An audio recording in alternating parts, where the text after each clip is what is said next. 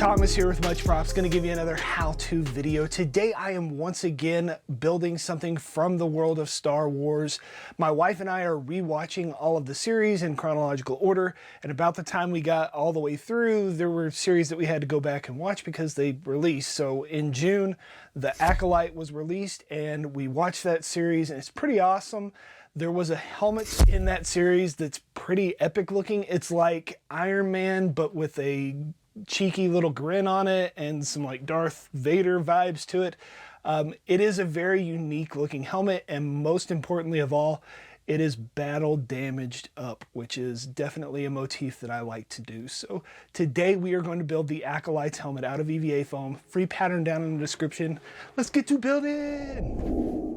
If you want to build this alongside with me, know that the pattern is down in the description below the video. It usually goes up the day after a video is posted because it's another couple of hours worth of work to get the template all ready. Print out the pattern and cut it out. I have videos on how to size your props and how to make your own templates if you're interested in trying that for yourself as well. I'll add those links in the description below too. My pattern has a cover page that explains all the markings so you don't get confused, so don't forget to read it. I trace my pattern onto some 6mm EVA foam. A key thing to note about the template is that there's only one half. To get the other half, simply turn the pattern label side down and trace it again. The helmet is symmetrical, and this will give you a close to even helmet doing it this way, plus it's less paper you have to use while printing.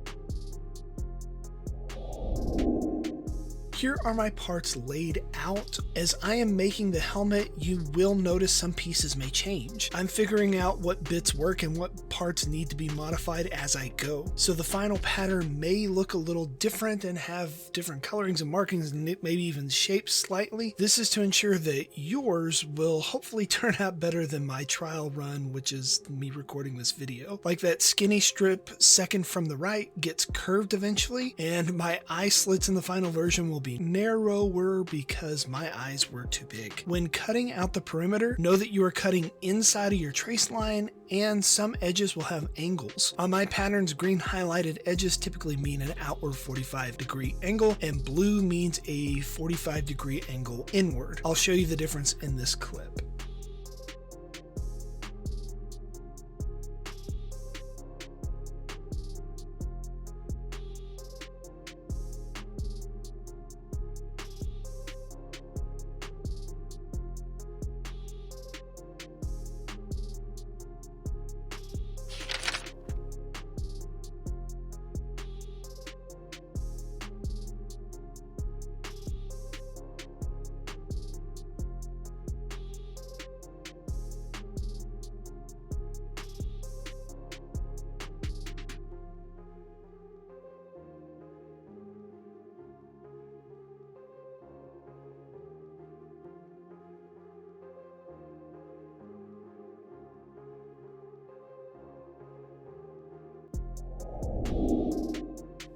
Making the prop out of foam allows me to use the flexible properties of the material, but sometimes it needs a little bit of extra help. I'm going to heat form these 4 parts with my heat gun to allow the foam to rest closer to its final shape before the glue up. This reduces the amount of stress put on the seam lines and ultimately limits the amount of gaps I'll have in my glue up. If your parts aren't shaped perfectly, that's okay. Once the helmet is assembled, you can heat up areas and shape them again. You just have to be more careful because heating up a seam line can cause the glue to release and separate.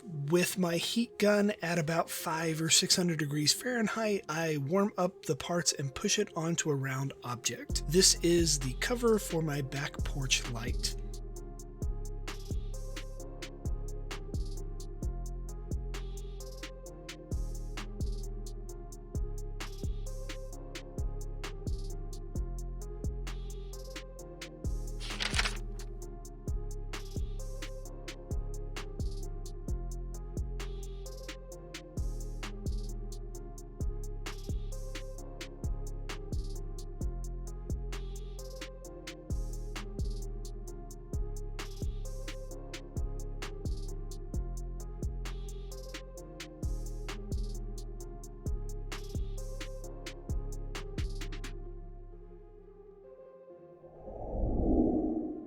Here is the assembly of the helmet base. Notice the pattern on the right is how parts align with each other. You'll also notice that some changes and colors have been added to some of the parts. These additional markings are there to help you with alignment. Remember to refer to the cover letter to explain what the colors and the markings mean. I have applied contact cement to all of my parts where they will join at and let them sit for a couple of minutes until the glue is no longer wet. Then it's just a matter of closing up the darts. Those are the V cuts that make the flat foam round. Then I use the little hash marks on the edges to help me line up the parts.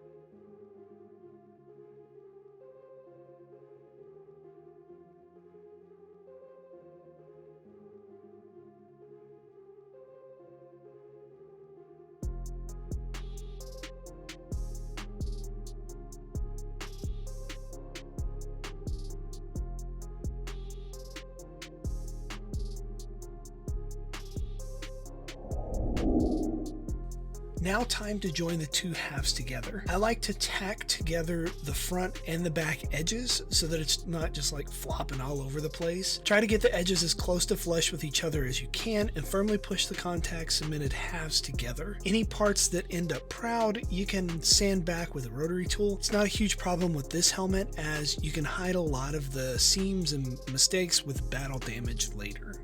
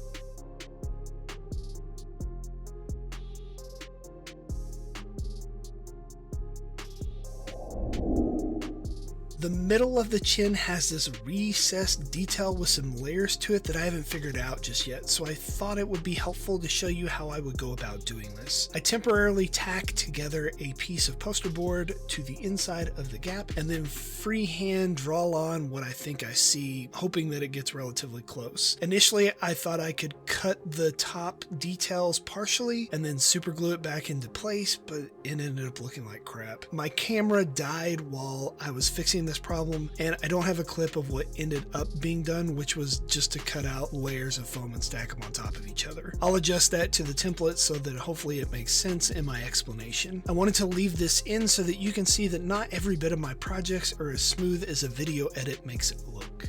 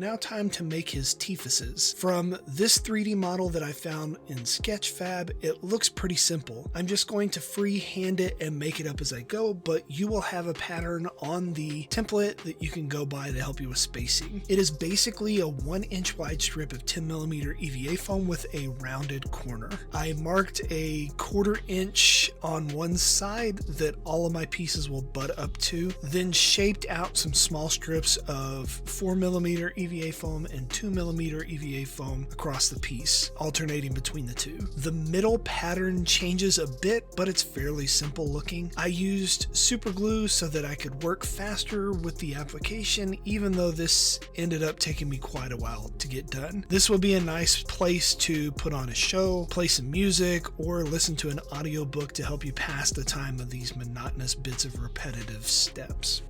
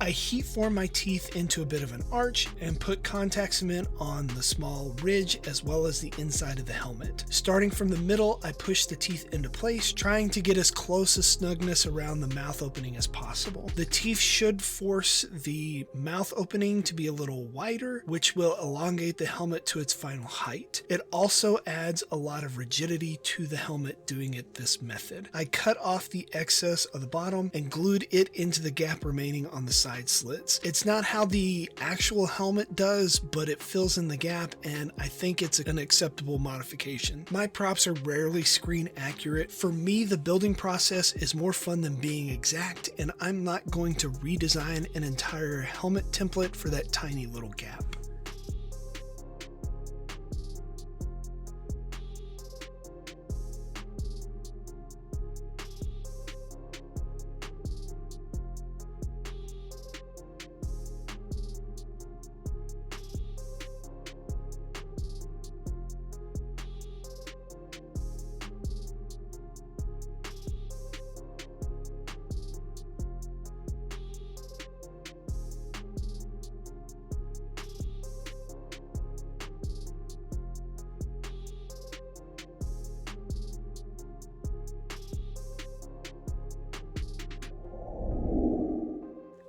Doesn't he kind of look like Iron Man smiling? I noticed that my eye slits are a little large here. I'll fix that in the template because the helmet is meant to be a sensory deprivation device. It goes into details in the show. I'm not going to spoil anything. On my pattern, you'll see some neon orange lines. These are recessed panel lines that I am going to burn in with a wood burner. They don't have to be extremely neat, as the ones on the helmet in the show look like they were done in a similar fashion. When burning EVA foam, make sure that you wear a respirator and work in a well-ventilated area. You don't want to breathe in the nasty fumes that this foam kicks off when melting.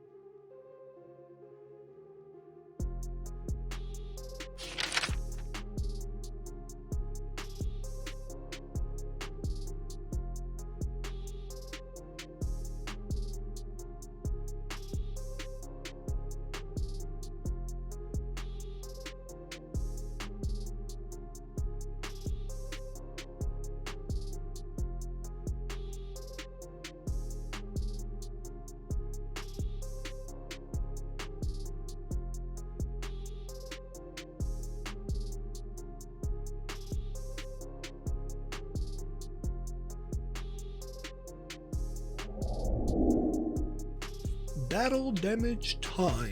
Here's where you can hide the seam lines and mistakes. I have a stone bit on my rotary tool and I'm just going to make tons of random scratch passes all over the surface. I also went back around areas with a smaller bit and added little pock marks all over too. These marks tell the story of your helmet, and apparently this character has been through a lot of battles. The helmet has even been sliced open at some point and welded back together. To mimic this with my foam, I'm just going to use a hot glue gun and make faux weld beads.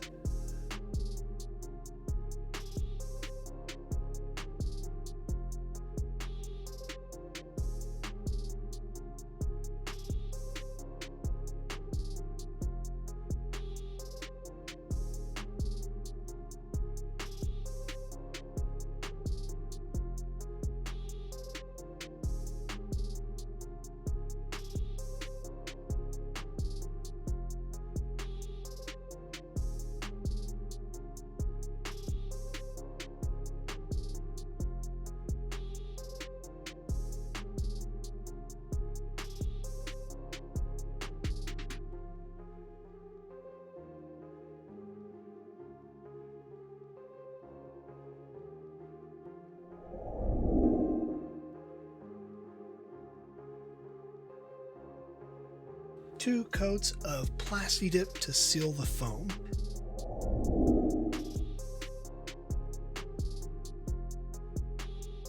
Then I hit the surface with a hammered spray paint by Rust-Oleum.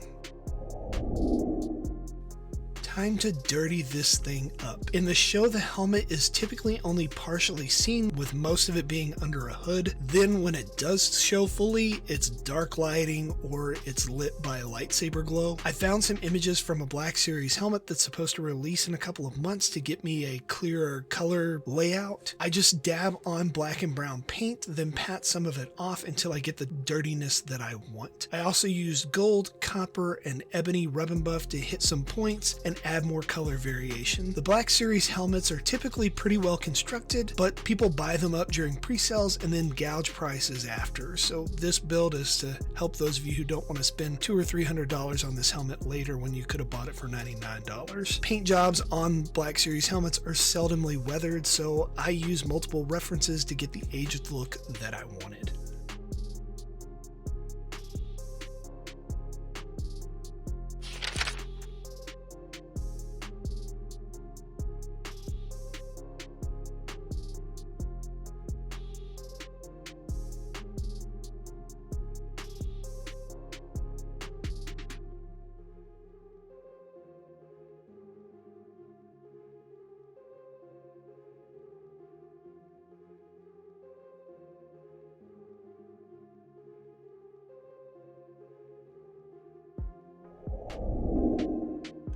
With the majority of the weathering done now, I need to add the silver rub and buff to the weld lines to make them stand out. I also add the silver to the teeth. You could use a brush, but sometimes the best tool for painting is your fingers. I coat the tip of my finger with silver and do my best to just hit the raised area of the hot glue. There were a couple of accidental spots I hit the helmet base instead. Those bits just get covered up with some copper and ebony rub and buff to hide those mistakes.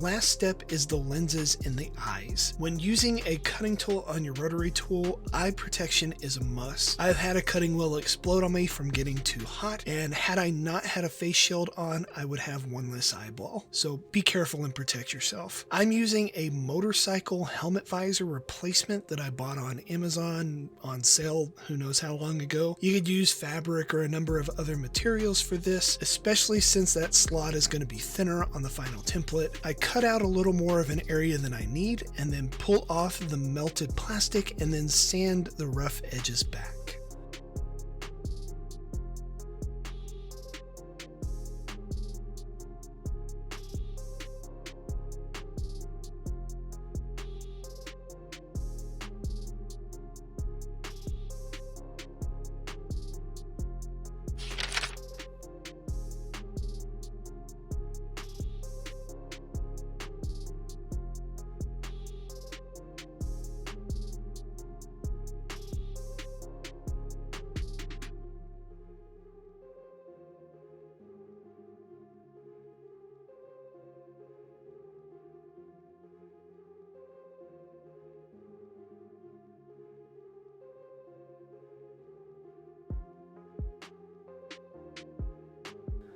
Scuff up a tiny portion of the lens that's going to touch the foam, allowing the hot glue to grip to the smooth acrylic visor. You could try to bend it if you want to. I recommend using a heat gun and not the blowtorch like I did. It gets too hot too quick and causes bubbles in the acrylic. I hot glue the part into place and then lay another layer of hot glue around the edges to secure it in and protect the person's face who's wearing it. I use black hot glue so that if any bits are visible from the front side, it just looks like a sealant or more of the lens. You don't want to use super glue as it hazes up acrylic and leaves a white fogginess to your lenses. With that, this build is done. I hope you enjoyed the video and give it a go yourself, or at the least share it with a friend or enemy. I'm not picky.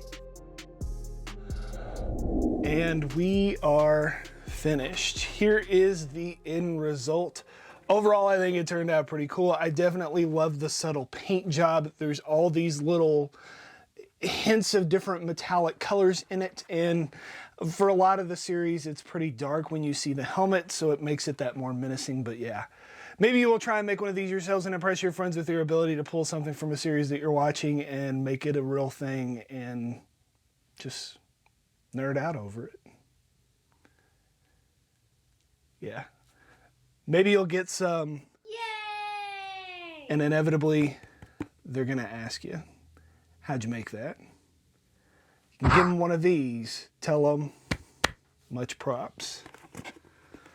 Well, you got to put it on. An acolyte kills without a weapon. An acolyte kills the dream. Peace out.